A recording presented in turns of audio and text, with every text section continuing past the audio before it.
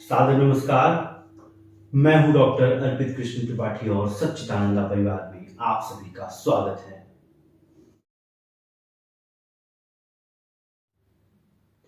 और सबसे खास बात यह है कि हमारे आपके जीवन में इस महाभारत युद्ध की शुरुआत हमारे घर से होनी चाहिए।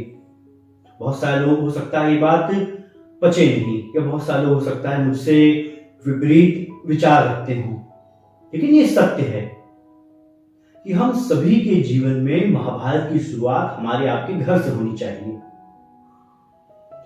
क्योंकि जरूरी नहीं है कि हमारे आपके माँ बाप अगर 50 साल या 60 साल के हो गए हों तो उन्हें धर्म का वास्तविक ज्ञान हो, या उन्हें अद्वैत का अर्थ भी पता हो। शायद मेरे माँ बाप को नहीं पता, बहुत पूजा पाठ करते हैं, बहुत सात्विक विचारधारा वाले हैं, लेकिन उन्हें ये मर्म नहीं पता।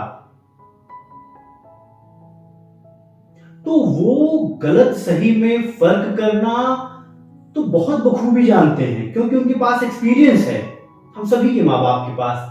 लेकिन उस गलत के खिलाफ लड़ने की जो प्रेरणा है, क्या वो सभी के माँ बाप देते हैं? बहुत विरले माँ बाप ऐसे होंगे जो अपने बच्चों को ये बोले कि बेटा गलत के खिलाफ बिल्कुल लड़ो, जान ही क्यों ना चली जाए। क्योंकि सबसे ज्यादा मोह हमको आपको अपनी शरीर से है, सबसे ज्यादा लगाव हमको आपको अपनी देह से होता है।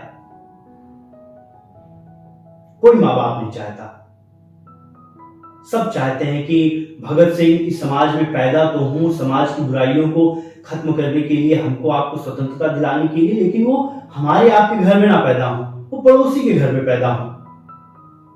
ऐसे कैसे काम चलेगा? सभी यही सोचेंगे तो भगत सिंह कभी पैदा ही नहीं हो पाएंगे। और ये भूल जाइए कि भगत सिंह की आवश्यकता हमको आपको तब थी, आज से लगभग 80, 90, 100 साल पहले, जब अंग्रेजों का शासन था। नहीं, भगत सिंह की आवश्यकता, राजगुरु सुखदेव की आवश्यकता, चंद्रशेखर आजाद जी की आवश्यकता, सुभाष चंद्र बोस जी की आवश्यकता, बाकी सभी जितने बड़े बड़े क्रांतिकारी हैं, इन सभी की आवश्यकता, जितने भी समाज सुधारक हैं, हमको आपको हर समय है।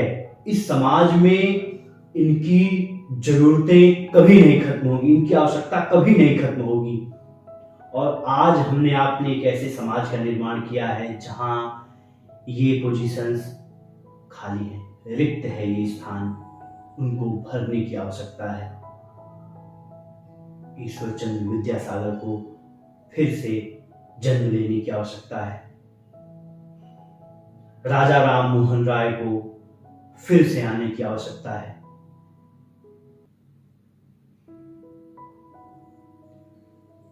मैं बात कर रहा था कि महाभारत का युद्ध है, इसकी शुरुआत हमारे आपके घर से होनी चाहिए। क्यों? क्योंकि हम अपना अधिकतम समय हम अपने घर पर बिताते हैं।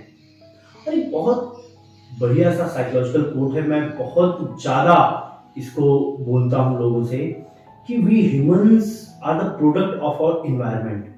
हम अपने जो मनुष्य हैं वो अपने वातावरण के ही जो है प्रोडक्ट होते हैं।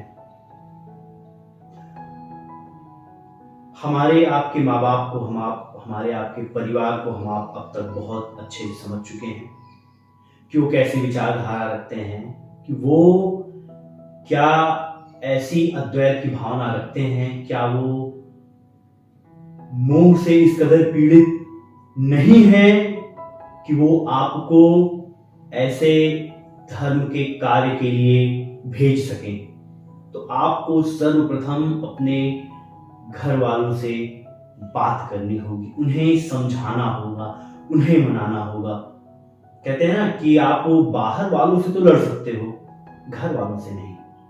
तो यहां आपको वही करना है। सर्वप्रथम अपने घर वालों से आपको सहमति लेनी है। सहमति लेना is a very different thing. सहमति वो कभी देंगे नहीं बहुत आसानी से, लेकिन उन्हें समझाना होगा, उन्हें भी आपको ज्ञान देना होगा, उन्हें भी संगठन का हिस्सा बनाना होगा। अब मैं बहुत एक छोटा सा एग्जाम्पल लेता हूं, बहुत ध्यान से सुनिएगा और लगभग लगभग सभी लोग इस छोटे से एग्जाम्पल से रिलेट कर सकेंगे। जब भी हम बचपन में जो भी सीधे साधे लोग रहे हैं, किसी ने मान लो क्लास में उनकी पेंसिल चुरा ली, बहुत छोटा सा एग्जाम्पल है, और हम घर आकर उसकी शिकायत करते हैं कि मम्मी या पापा फलाना ने मेरी पेंसिल चुरा ली, मुझे क्लास बहुत डांटता है, मुझे बहुत बुली करता है, परेशान करता है। तो घर वाले, मैक्सिमम बच्चों के घर वाले ही बोलते हैं कि कोई बात नहीं बेटा, हो गया, पेंसिल चुरा ली तो आपको नई पेंसिल दे देंगे, कोई बात नहीं, 2 बात बोल ही तो दिया उसने, क्या गलत कर दिया, कोई बात नहीं, तुम उससे कुछ मत बोलना, ठीक है, तुम उससे बोलोगी तो बात बढ़ेगी, अशांति फैलेगी, कोई बात नहीं, तुम्हें उसके जैसा थोड़ा ही बनना है, कुछ मत बोलो, कोई दिक्कत नहीं, शांत रहो। या हो सकता है तुम्हें ही 2 बात बोलकर डांट कर चुप करा दिया जाए। लेकिन वो ये नहीं समझ पाते हैं कि इसी एक छोटी सी बात और उसके जो बेसिक इंस्टिंक्ट है, उसके जो सामान्य व्यवहार में परिवर्तन करके आपने उसके जो आत्मिक व्यवहार है उसको छीन लिया, और वो पेंसिल चुराने वाला लड़का कल को कुछ भी बनेगा, चाहे वो एक सफाई कर्मचारी बने, चाहे बहुत बड़ा आईएएस ऑफिसर बन जाए, कोई पॉलिटिशियन बन जाए, कुछ भी बन जाए, बहुत बड़ा धार्मिक संत बन जाए, हो सकता है कि उसके भीतर ये चीज इस कदर बैठ जाए कि मैं अगर कुछ गलत भी करूंगा तो ये लोग ही इस कदर के हैं कि इन्हें कुछ बोलना नहीं आता गलत के खिलाफ, और ये सुनेंगे, ये हमारी बात मानेंगे, और मैक्सिमम जगह ये बात सत्य साबित होती है, और हम आप इसको अपने आसपास देख भी सकते हैं, क्योंकि वो भी अपने एनवायरनमेंट का प्रोडक्ट बन रहा है, उसको भी दिख रहा है बचपन से कि हाँ, मैं अगर इसकी पेंसिल चुरा रहा हूं तो भी इसके अंदर हिम्मत नहीं है कुछ बोलने की, कल को वो कुछ बड़ा अनैतिक कार्य करेगा तो क्या आप उसे कुछ बोल सकेंगे? बिल्कुल नहीं, आप भी उस कंडीशन के हिसाब से चुप रहेंगे, क्योंकि आपको वही चीज बचपन से सिखाई गई है, वही हम आप फॉलो करते आ रहे हैं आज तक, कुछ नहीं बोलेंगे, क्योंकि आपको आपके माँ बाप ने सीधा साधा गोलू मोलू सा बच्चा बनाकर रखा है। तो आपको आपके भीतर सत्य से लड़ने की, सत्य के खिलाफ, मतलब सत्य के पक्ष में लड़ने की आपके भीतर वो जील कहां से आएगी? अन्याय के खिलाफ लड़ने के लिए वो भीतर से प्रेरणा कहां से आएगी, जब आज तक आपको ये नहीं सिखाया गया, जब आज तक आपको मानसिक तौर पर रोक कर रखा गया है आवाज उठाने से, तो आज वो आवाज उठाने से पहले 1000 बार आप सोचेंगे, ये शायद सोचे भी ना आवाज उठाने की, और जीवन भर इसी तरह कतराते रहें और एक दूसरे को बस ये आरोप मढ़ते रहें कि वाह समाज तो बहुत बुरा है, वो नेता बहुत बुरा है, पुलिस वाला बहुत बुरा है, वो डॉक्टर बहुत बुरा है, वो आईएएस ऑफिसर बहुत बुरा है, हमारे यहाँ के तहसीलदार साहब बहुत बुरे हैं, वो जज बहुत बुरा है, वकील साहब बहुत बुरे हैं। सिर्फ आरोप मढ़ते रहेंगे, खुद उस बदलाव का हिस्सा बनने से सदैव पीछे हटते रहेंगे, तो बदलाव कहां से आएगा? जब आप अन्याय के खिलाफ बोलेंगे तब ना आपके साथ कोई जुड़ेगा। अगर रावण से युद्ध करने में राम भगवान पीछे हट जाते तो क्या आपको लगता है कि सुग्रीव, अंगद और हनुमान जी अकेले जाते रावण से लड़ने के लिए? नहीं, आपको आगे आना होगा। अगर उस समय बचपन में उस पेंसिल चोरी के वक्त उस पेंसिल चोर के खिलाफ आपके माँ बाप आपको ये समझाए होते कि कोई बात नहीं, उसका विरोध करने में कोई भी बुराई नहीं, हिंसक बनना बहुत अलग बात है, लेकिन गलत के खिलाफ आवाज उठाने से आप हिंसक नहीं बन जाते हैं। सही को सही, गलत को गलत बोलने से आप हिंसक नहीं बन जाते हैं, बल्कि गलत के खिलाफ आवाज उठाने से आपकी आत्मसत्ता जागृत होती है। और ऐसे हालात जो आज तुम देख रहे हो ना, खुद की और इस समाज की, ये कभी होती नहीं। अगर हम आप, मैं, मेरी बीवी, मेरे बच्चे बस इतने में ही सिमट कर ना रह गए होते, हम इन 4 लोगों के अलावा इस समाज को एकत्व की भावना से देख रहे होते, तो ये हालत ना होती हमारे समाज की। और समस्या सबसे बड़ी यह है कि जो लोग वाकई में बदलाव करने के काबिल हैं, जिनसे वाकई में कोई डिफरेंस आ सकता है, वो सभी लोग तटस्थ हैं। समझ रहे हैं? जिस प्रकार द्रौपदी के चीरहरण के वक्त जो भी वास्तव में उस चीज को रोक सकते थे, द्रोणाचार्य जी, कृपाचार्य जी, हमारे परदादा साहब, वो रोक सकते थे, वो बोल सकते थे, धृतराष्ट्र बोल सकते थे कि गलत कर रहे हो, उन्हें कोई पलट कर बोलने वाला ना होता, लेकिन खड़े खड़े तमाशा देख रहे हैं और ये सोच रहे हैं कि ये तमाशा सदैव चलने वाला है, हमें तो कोई कुछ बोलेगा ही नहीं। आखिरी में क्या हश्र हुआ उनका?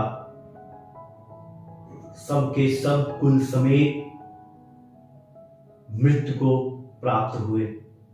तो आज के जो कृपाचार्य हैं, द्रोणाचार्य हैं और हमारे परदादा साहब लोग हैं, जितने भी व्हाइट कॉलर वाले लोग हैं, जिनके पास ये जिम्मेदारी है, चाहे वो पुलिस सर्विसेज में हो, एडमिनिस्ट्रेटिव सर्विसेज में हो, जुडिशरी में हो, डॉक्टर्स हो, इंजीनियर्स हो, हमारे पॉलिटिशियंस हो, जो सबल हैं, वो सभी लोग तटस्थ हैं कि मुझे क्या फर्क पड़ता है, मेरा जीवन तो चल रहा है ना ठीक ठाक, बाहर में जाएगी आम जनता। भूलिए नहीं, कुछ वक्त बाद आपकी भी यही हालत होने वाली है, क्योंकि जब समाज का एक बड़ा तबका दुराचारी का समर्थन करने वाला होगा, अन्यायी का समर्थन करने वाला होगा,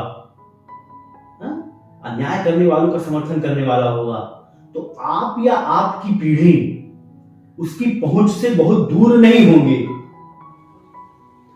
आपको क्या लगता है कि आप आज आवाज नहीं उठाएंगे किसी दुराचारी के खिलाफ, तो आप अपना बेहतर जीवन जी सकेंगे क्या? बिल्कुल भी नहीं। आपको क्या लगता है कि अगर आप आज आवाज नहीं उठाए तो आपकी आने वाली पीढ़ियां अपना बेहतर जीवन जी सकेंगी क्या? बिल्कुल भी नहीं। क्योंकि समाज में अगर अधिकांश जनसंख्या ऐसे लोगों की रही जो अन्यायी हो, दुराचारी हो या उनका साथ देने वाले हो, तो याद रखिए हमारे तटस्थ भाई बहन, सबसे पहला टारगेट उनका आप ही होंगे या आपकी आने वाली पीढ़ियां ही होंगी। इसलिए वक्त है सही के साथ खड़े होने का, वक्त है संगठन में रहने का और सत्य के लिए लड़ने का। आज के समय की मूलभूत समस्या यह है कि हम सभी अपनी बेसिक नीड्स को, अपनी मूलभूत आवश्यकताओं की पूर्ति में ही इतना व्यस्त हैं कि हमारे आपके पास समय ही नहीं बचता है इन सब चीजों के लिए। हम आप अपने आसपास ही अपने विरुद्ध खड़ी चतुरंगिणी सेना को देख नहीं पाते हैं। वो खड़े हैं हमको आपको अपने बाणों से छलनी कर देने के लिए, लेकिन हम आप अपने ही जीवन में इतना व्यस्त हैं आंख मूंद कर कि हमें समझ में नहीं आता है कि ये लोग षड्यंत्र करके हमारे आपके खिलाफ ही खड़े हैं। ऐसे लोगों को जीवन के मार्ग की खोज की आवश्यकता भी महसूस नहीं होती। बस पशुओं की भांति पैदा होकर अपनी देह की भूख शांत करते करते मृत्यु के मुंह में चले जाते हैं। महाभारत की इस रणभूमि में करोड़ों अर्जुन अज्ञानतावश अपना गांडीव इस धरा पर फेंक रखे हैं। अब ऐसे लोग आते हैं जिन्हें अपने विरुद्ध खड़ी चतुरंगिनी सेना दिखाई देती है और वो सही गलत में फर्क समझ पाते हैं और उनके भीतर तत्व ज्ञान को, आत्मज्ञान को समझने की मुमुक्षा है और जीवन को जीने की युक्ति को समझने की उत्कंठा भी उनमें उठती रहती है। अब अगर किसी को जीवन, मृत्यु, कर्म, अकर्म, पाप, पुण्य, प्रकृति, पुरुष इनको जान लेने की इच्छा से मन व्याकुल भी हो उठे, तब उनके पास रास्ता ही नहीं है कि वो जाएं तो जाएं कहां। उन सब में एक क्षमता है, हर मोर्चे पर, हर स्तर पर, आज के इस सामाजिक संरचना में हो रहे जिस भी प्रकार के युद्ध हैं वहां लड़ने की और उन्हें जीत सकने की भी क्षमता है उनमें। लेकिन आखिर वो समझ ही नहीं पाते हैं कि वो ये सारे सवाल करें किससे, वो अपनी पीड़ा, अपनी व्याकुलता कहें किससे। वो दर दर भटक रहे हैं, उन्हें अपना सारथी नहीं मिल पा रहा है, उन्हें अपना गुरु, अपना कृष्ण कहीं नजर ही नहीं आ रहा है। उन्हें यह समझ नहीं आ रहा है कि इस समय धर्म को कैसे परिभाषित करें, किसके लिए अपनी श्रद्धा बढ़ाएं, कैसे बल जुटाएं न्याय के लिए उठ खड़े होने को, कैसे बल जुटाएं अन्याय के खिलाफ खुलकर बोलने को। समय है एक ऐसे संगठन को खड़ा करने की जहां लोगों के भीतर इस चीज की चेतना को जागृत किया जाए। इस समाज में हो रहे सभी रूढ़ियों को खत्म करके इस समाज में एक समरसता लाने के लिए, धर्म की पुनर्स्थापना के लिए एक संगठन की अत्यंत आवश्यकता है हम सभी को। मेरा पूरा बल इस चीज पर है कि मैं आप सभी को 21वीं सदी में भगवत गीता का क्या मर्म समझकर किस तरह से उनको हम आज के सामाजिक परिवेश में ला सकते हैं और जो भी हमारे आपके साथ सामाजिक समस्याएं हैं वहां किस तरह से भगवत गीता हमारे आपके लिए अनुकरणीय हो सकती है उसको समझेंगे।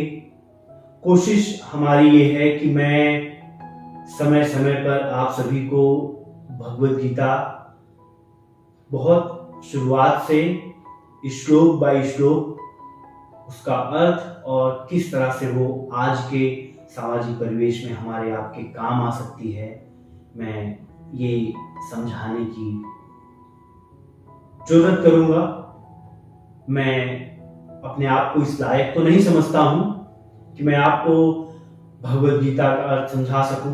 मैं कोई बहुत बड़ा आचार्य नहीं, मैं कोई प्रकांड विद्वान नहीं, लेकिन मैंने जिस तरह से भगवत गीता को समझा है मैं पूरी की पूरी कोशिश करूंगा कि आप सभी लोगों के समक्ष उसे रख सकूं। आप लोग साथ जुड़े रहिए, आगे का सफर और भी खूबसूरत होने वाला है। बहुत बहुत धन्यवाद।